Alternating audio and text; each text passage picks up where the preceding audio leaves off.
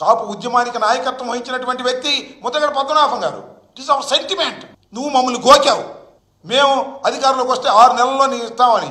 నువ్వు చేయలేదు. ఉద్యమం చేశారు. చంద్రబాబు నాయుడు గారి టైంలో పళ్ళేలు కొట్టిన వాళ్ళకి, తుని వెళ్ళడానికి ప్రయత్నం చేసిన వారికి అందరి మీద కేసులు పెట్టారు.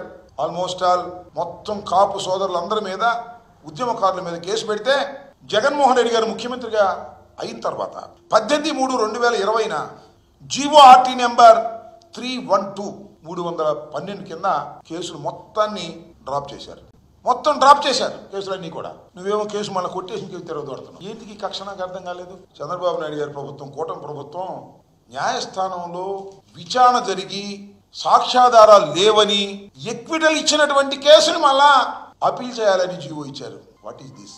ఏమిటి కక్ష చంద్రబాబు నాయుడు గారు? నాకు అర్థం కాల. కాపు సమాజం మీద నువ్వు ఎందుకు కక్ష పడుతున్నావో, ఎందుకు ఈ రకమైనటువంటి దుర్మార్గానికి పాల్పడుతున్నావో సమాధానం చెప్పాల్సినటువంటి అవసరం ఇక్కడ ఉంది అని ఈ సందర్భంగా నేను చెప్పదలుచుకున్నాను.